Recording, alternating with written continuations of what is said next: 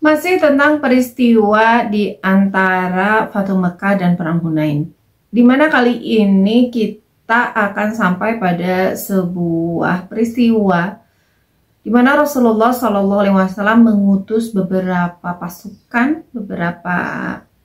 yang dipimpin oleh sahabat-sahabat yang luar biasa, khusus untuk menghilangkan berhala di daerah-daerah tersebut. Ini bukan di kota Makkah ya, tetapi di pemukiman-pemukiman di kampung-kampung di kota-kota sekitaran Makkah. Banyak hal istimewa yang terjadi pada peristiwa ini dan tentu banyak hikmah pastinya. Totalnya ada 3 pasukan dan tentu ada 3 kampung yang mereka datangi. Apa dan bagaimana kisah mereka akan kita bahas di video kali ini.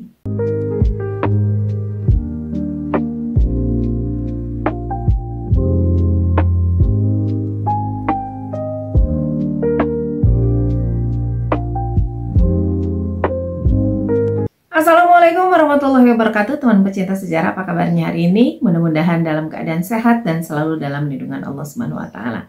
Bertemu lagi dengan saya Anissa Amisandi di program Baca Sejarah, masih di serial kronologi sejarah tahun 630 Masehi, bertepatan dengan tahun 8 hingga 9 Hijriah. Seperti biasa, saya akan bacakan dulu peristiwa apa saja sih yang terjadi di tahun ini. Tentu saja hanya peristiwa-peristiwa bersejarah yang akan dibahas ya, karena kalau dibahas semuanya ini peristiwanya akan sangat banyak. Ada 4 peristiwa yang diabadikan yang datang dari dunia Islam, dan ada peristiwa juga sama 4 yang datang dari luar dunia Islam. Diawali dengan penaklukan kota Mekah atau Fathu Mekah yang sudah selesai kita bahas.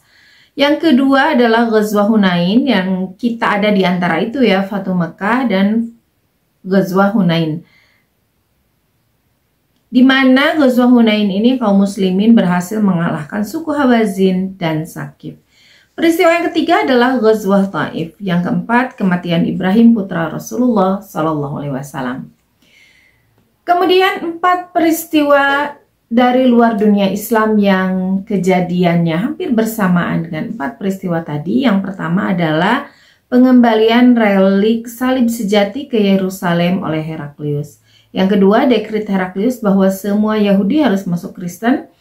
Yang ketiga, penobatan Boran atau Puran sebagai Ratu Persia. Dan terakhir, dari kerajaan di India, kerajaan Pallava, di mana berakhirnya pemerintahan Mahendra-Warman I digantikan oleh penerusnya, yaitu Narasimhawarman I dari kerajaan Pallava. Dan teman-teman pecinta sejarah, kita masuk ke peristiwanya.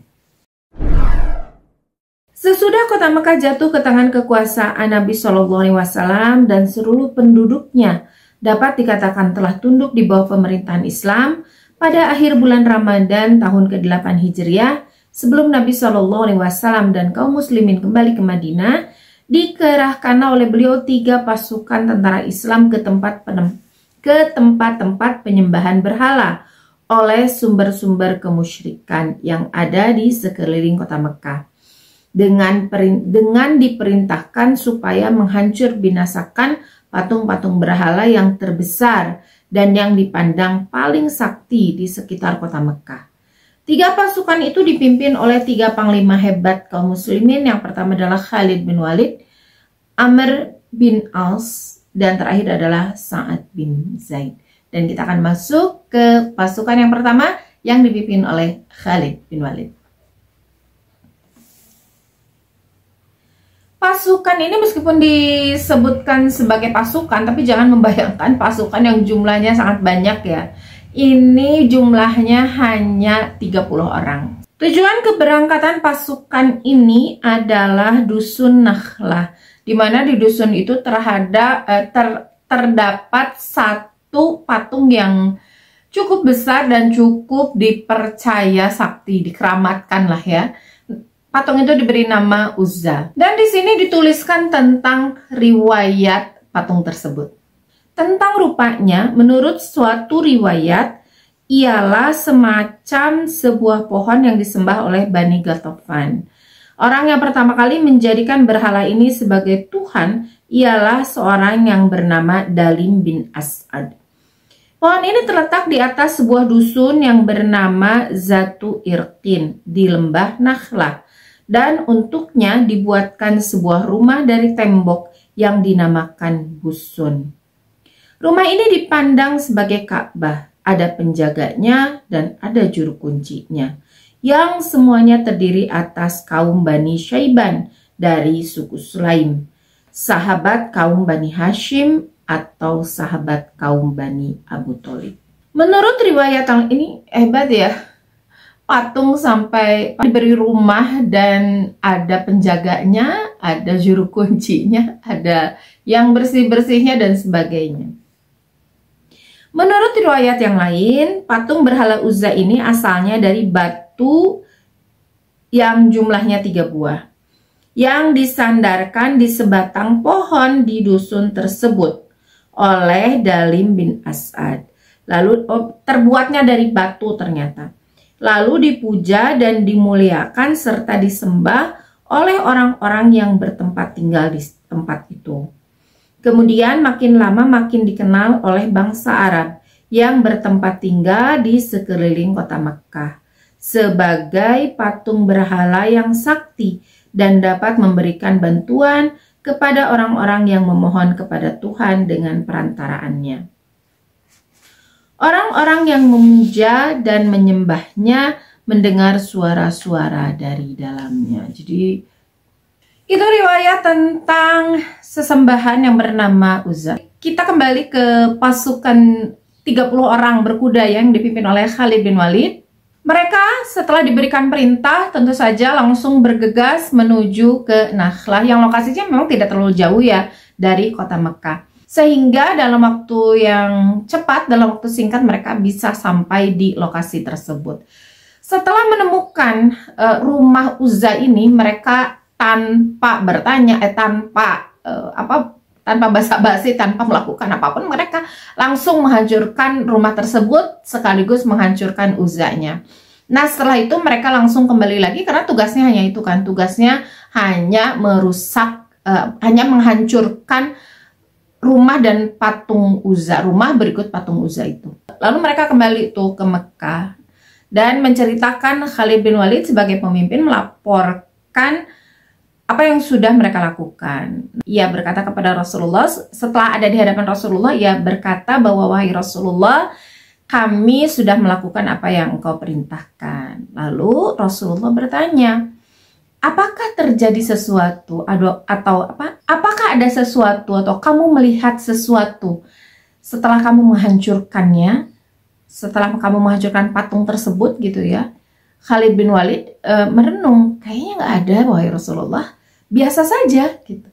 Maka Rasulullah SAW menimpali jawaban Khalid dengan mengatakan, kalau begitu, kalau tidak ada peristiwa apapun, maka sebetulnya kamu belum menghancurkan patung itu wahai Khalid.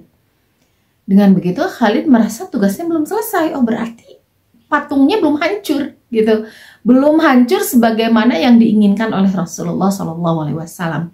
Akhirnya Khalid bin Walid membawa 30 pasukannya yang tadi kembali ke dusun Nakhlah. Lalu sekarang perintahnya menghancurkan rumah dan isinya dan patung Uzza itu sehancur-hancurnya. Dan mereka melakukan itu, dihancurkan benar-benar sampai hancur, sampai menjadi kepingan-kepingan kecil.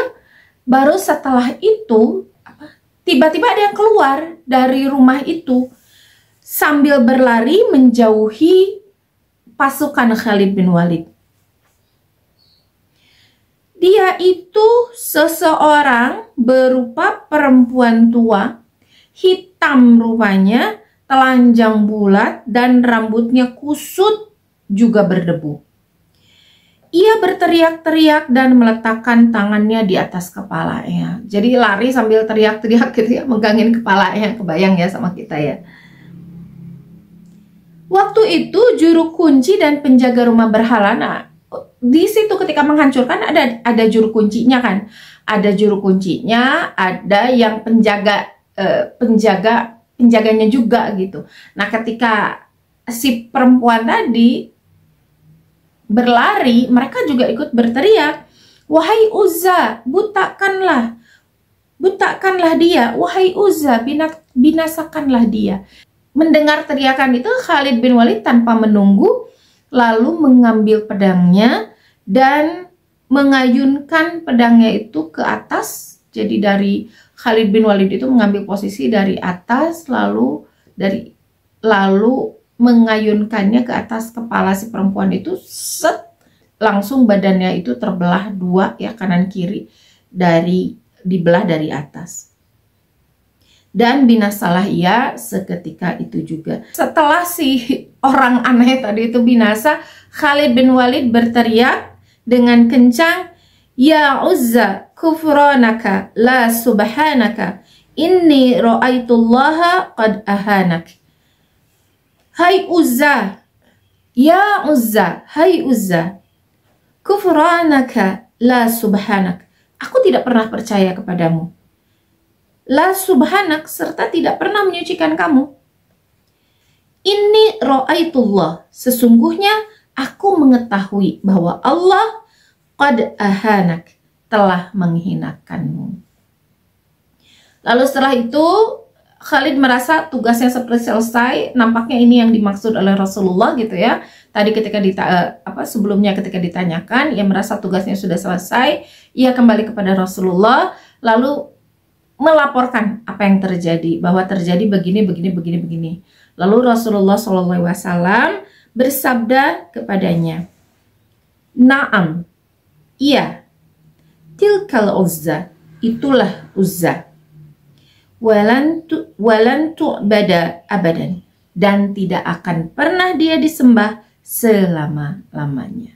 Jadi ada penunggunya gitu ya, ada penunggunya. Tetapi di sini tidak disebutkan penunggunya itu apakah memang manusia gitu atau memang jelmaan gitu ya. Di sini tidak disebutkan. Pokoknya riwayatnya seperti itu, dan Rasulullah juga tidak menjelaskan Uzza itu siapa, apakah memang manusia biasa atau orang. Hanya sudah terjawab ya tadi yang orang-orang itu kenapa sih menganggap patung ini sakti gitu. Salah satunya suka mendengar suara-suara gaib dari dalam rumah itu. Ternyata memang ada penunggunya ya, dalam tanda kutip. Entah penunggunya siapa, entah penunggunya apa gitu, yang pasti penunggunya itu sudah dibinasakan oleh pahlawan kita Khalid bin Walid. Kita akan masuk ke pasukan yang kedua yang dipimpin oleh Amr bin As. Tujuannya adalah dusun bernama Rutab. Ini juga sama daerah Nakhlah juga. Jauhnya kira-kira 5 km dari Makkah. Tidak terlalu jauh ya sebetulnya, kalau untuk zaman sekarang 5 km itu hanya beda kecamatan gitu ya. Kali ini patung yang harus dihancurkan di Rubat itu bernama Suwa. Menurut suatu riwayat, berhala Suwa ini adalah berhala yang dipuja dan disembah oleh kaum Nabi Nuh, yang akhirnya dibawa ke tanah Arab dan disembah oleh bangsa Arab, terutama oleh Bani Huzail. Suwa adalah sebesar-besar berhala yang dipuja oleh kaum Bani Huzail pada masa itu, dan berhala ini berupa seorang perempuan. Tidak disebutkan di sini berapa jumlah pasukan yang dibawa oleh Amr bin As. Hanya kemungkinan yang tidak akan sebanyak atau tidak akan lebih dari jumlah pasukan yang dibawa oleh Khalid bin Walid.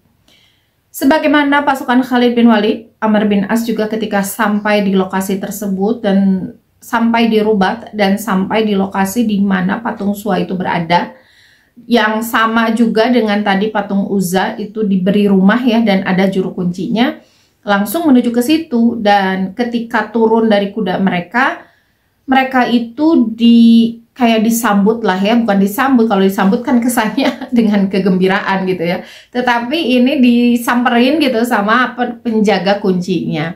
Nah, si penjaga kunci ini bertanya, "Kamu ini siapa?" Amr bin As menjawab, "Saya pasukan yang diperintahkan oleh Rasulullah SAW." Dia bertanya lagi juru kuncinya, "Mau apa?" Amr bin As menjawab, "Saya mau menghancurkan patung ini." Karena ini adalah sembahan, ini adalah kemusyrikan selain Allah Subhanahu wa taala. Orang itu menjawab lagi, ya silakan kalau sanggup gitu. Kamu meskipun berusaha pasti nggak akan sanggup menghancurkan Suwa ini. Amr bin As bertanya, "Loh kenapa? Kenapa saya tidak sanggup? Mudah saja, ini hanya patung gitu ya." Tapi si penjaga kunci malah menjawab, karena si patung ini pasti akan mempertahankan dirinya. Itu kan jawaban yang tidak bisa diterima oleh Amr bin As ya. Maksudnya apa? Mana mungkin patung ini mempertahankan dirinya gitu. Kamu ini benar-benar ini Amr bin As mengatakan memang kamu selamanya dan sampai hari ini juga dalam kesesatan. Celakalah kamu, kata Amr bin As. Marah ya Amr bin As. Apakah ia dapat mendengar dan melihat gitu? Ini udah nggak logik ini orang gitu. Akhirnya tanpa menunggu lagi, tanpa berdialog lagi karena tahu orang yang di depannya ini masih percaya dengan kesesatan, Amr bin As langsung masuk dan menghancurkan patung tersebut. Ia juga memerintahkan pasukannya untuk membantunya menghancurkan rumah dari patung tersebut. Akhirnya selesai pekerjaan mereka, Amr bin As menyempatkan diri untuk nyamperin lagi tuh juru kuncinya sambil bilang, "Nah, lihat, apakah yang kamu katakan tadi terbukti? Enggak kan?" gitu. Sudah jelas-jelas ini hanya patung, hanya benda mati, nggak bisa dia itu mempertahankan dirinya sendiri. Lalu si juru kunci itu menjawab Amr bin As dengan mengatakan, "Aku menyerahkan diri kepada Allah. Sekarang aku mengikut Islam karena Allah." Dengan demikian, berhala Suwa yang terkenal sakti dan keramat itu dengan seketika telah hancur. Dan juru kuncinya seketika itu juga mengikuti Islam. Pasukan yang ketiga yang dipimpin oleh Sa'ad bin Zaid. Yang ini disebutkan jumlah pasukannya itu 20 orang tentara berkuda dan dikerahkan menuju dusun yang bernama Mushallal dengan perintah untuk menghancurkan berhala yang bernama Manat. Ini ada penjelasan tentang Manat. Berhala Manat ini ialah suatu berhala yang dipuja dan disembah di masa jahiliyah oleh kaum Aus, Khazraj, dan suku-suku bangsa Arab yang lainnya yang mempunyai kepercayaan seperti mereka. Peristiwa yang dialami oleh Sa'ad bin Zaid ini hampir mirip dengan yang dialami oleh Amr bin As. Jadi ketika sampai di lokasi di mana Manat itu berada, Sa'ad bin Zaid ini didekati oleh juru kuncinya. Ia berkata, "Mau apa kamu mendekat kemari?" Sa'ad tentu saja menjawab dengan sangat tegas, "Aku hendak menghancurkan Manat," kata beliau. Juru kunci itu menjawab lagi, "Kenapa kamu berbuat begitu? Emang kamu berani?" katanya. Tapi kali ini Sa'ad bin Zaid tidak terlalu banyak berdialog. Ia langsung menghampiri Manat tersebut dan menghancurkannya. Tapi ini sama dengan kisah Khalid bin Walid, di mana setelah si Manat itu dihancurkan, ada yang keluar dari rumah tersebut. Dia seseorang berupa seorang perempuan, rupanya hitam lagi telanjang bulat, mirip dengan si Uzza tadi ya. Rambutnya tergerai serta berteriak-teriak dan memukuli dadanya. Celaka, celaka, celaka gitu. Kalau tadi si Uzza kan dia megang kepalanya gitu ya, kayak yang ketakutan, kayak yang stres. Nah kalau yang ini dia memegangi, kayak memukul-mukul dadanya gitu sambil mengatakan celaka, celaka gitu berulang-ulang. Karena itu juru kuncinya berkata dengan keras, "Hai Manat, di dekat kamu ada orang yang akan melawan kamu." Mendengar perkataan itu, Sa'ad dengan cepat menghunus pedangnya dan dengan segera ditebaskan kepadanya, sehingga seketika itu juga binasalah ia. Jadi si juru kunci ini kayak manggil si Manatnya, "Manat, ini ada orang yang mau ngancurin kamu," gitu. Maksudnya kamu bela diri dong gitu ya, membela diri sendiri maksudnya. Tetapi oleh Sa'ad bin Zaid itu langsung ditebaskan pedangnya ke arah Manat tersebut. Menebaskan, tidak disebutkan menebaskannya dengan cara apa, yang pasti ditebaslah si Manat tadi dan matilah dia.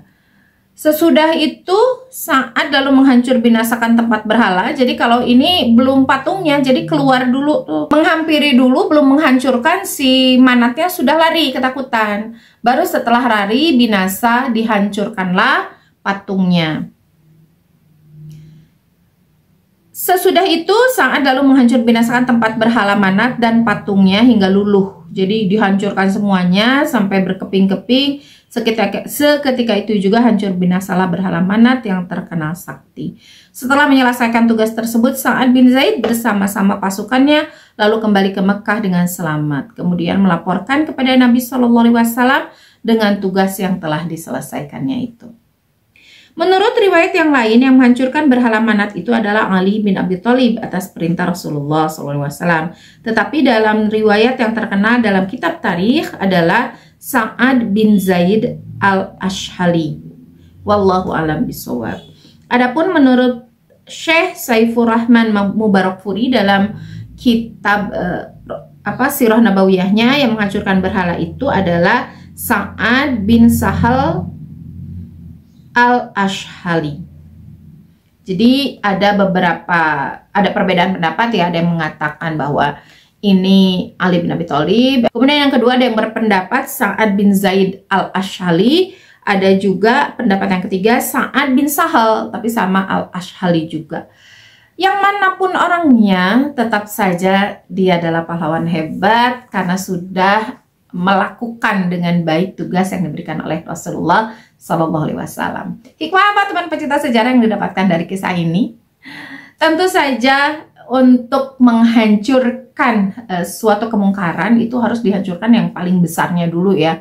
Sebagaimana yang terjadi di Fatuh Mekah, di mana Rasulullah SAW itu menghancurkan dulu patung yang paling besar kan, yang diletakkan di atas Ka'bah oleh beliau sendiri gitu. Meskipun tadinya kan beliau yang ingin naik gitu ya, yang ingin naik ke atas Ka'bah lalu menghancurkan patung tersebut, tetapi karena Ali tidak kuat mengangkat tubuh beliau, akhirnya Ali yang naik dan menghancurkan patung tersebut. Setelah itu barulah patung yang di rumah-rumahnya itu dihancurkan oleh masyarakatnya sendiri. Jadi karena dikhawatirkan tadi ya yang dikatakan oleh juru kunci itu kan masih ada ketakutan-ketakutan kalau misalnya patung ini dihancurkan, takutnya akan terjadi sesuatu, takutnya dia akan membela diri, takutnya segala macam. Nah setelah dibuktikan bahwa ini patung nggak bisa ngapa-ngapain kok gitu, kalaupun ada penunggunya itu ya udah hitam gitu ya, jelek, nggak pakai baju gitu, ngapain kayak gitu disembah, di sekali tebas dia akan mati. Nah setelah ada yang berani mendobrak yang besarnya dulu, menghancurkan yang besarnya dulu, bahkan si juru kuncinya tadi yang bertemu dengan yang di desa Rubat ya, yang di dusun Rubat itu yang menghancurkan patung Suwa itu malah masuk Islam. Dan itu saja untuk hari ini. Insya Allah kita akan bertemu lagi di video selanjutnya. Terima kasih sudah menyimak. Mohon maaf atas kesalahan. Assalamualaikum warahmatullahi wabarakatuh.